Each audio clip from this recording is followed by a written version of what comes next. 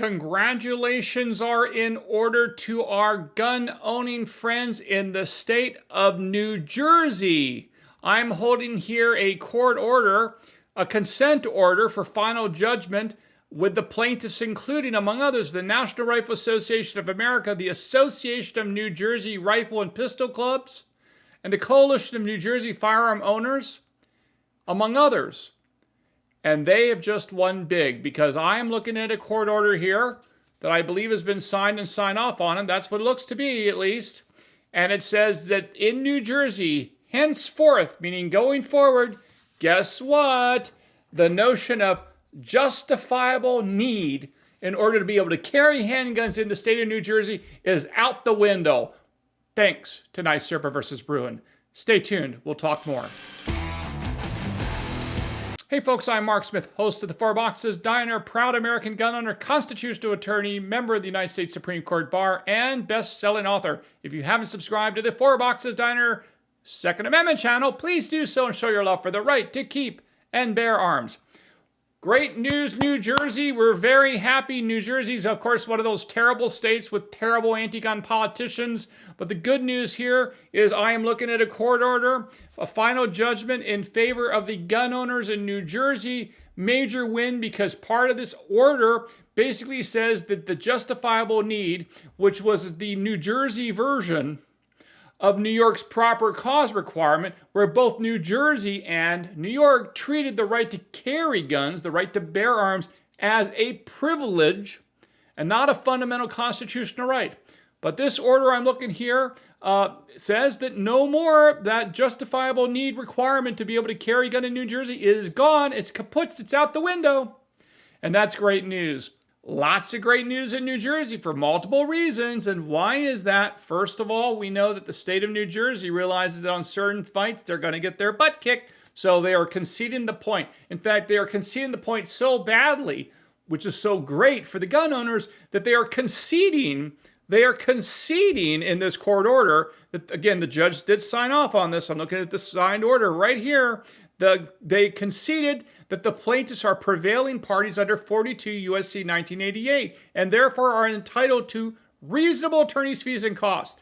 So congratulations to the plaintiffs' lawyers, the Second Amendment advocates, those civil rights advocates that brought this case and now are hopefully going to get paid big time by the state of New Jersey because they certainly earned every dollar, and I hope they get all of it back and then some.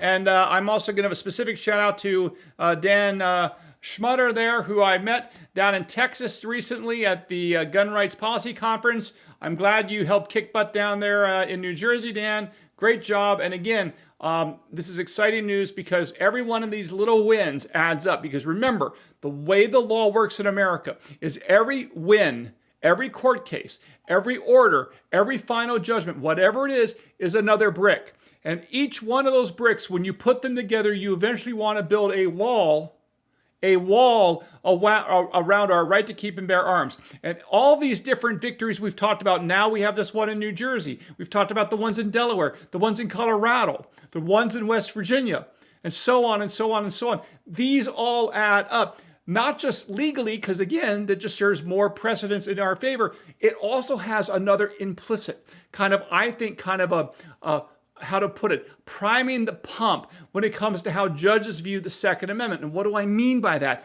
I think every time another judge, and this is why I spent so much time on this channel talking about these victories, I will tell you the bad news. I'll tell you about the ugly stuff too. But I do want to talk about the victories, the good news, because the reality is we want to prime the pump or we want to condition the water, whatever metaphor you want to use, because every judge and every politician all across America that sees other people ruling in favor of the right to keep and bear arms, striking down gun control laws, advancing freedom and liberty over the anti-civil rights agenda of the gun control movement in America.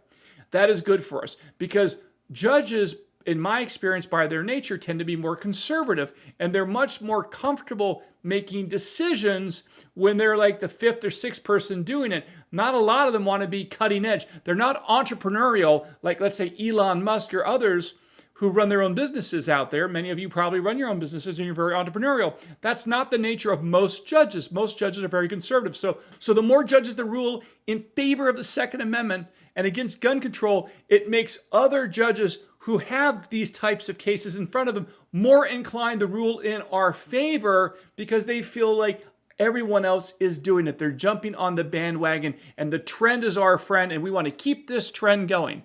Okay, so again, congratulations to our friends in the gun-owning community in New Jersey. There's a lot more fights going on in New Jersey. I'm sure that we're going to see more great victories out of that state, even though I know it's a bad gun state. But things do change, and I think they're going to change all across America for the better when it comes to the Second Amendment, in part because of the culture, in part because people realize you are your own first responder, and in part because the Supreme Court is stepping up and finally enforcing the Second Amendment the way it always should have been enforced.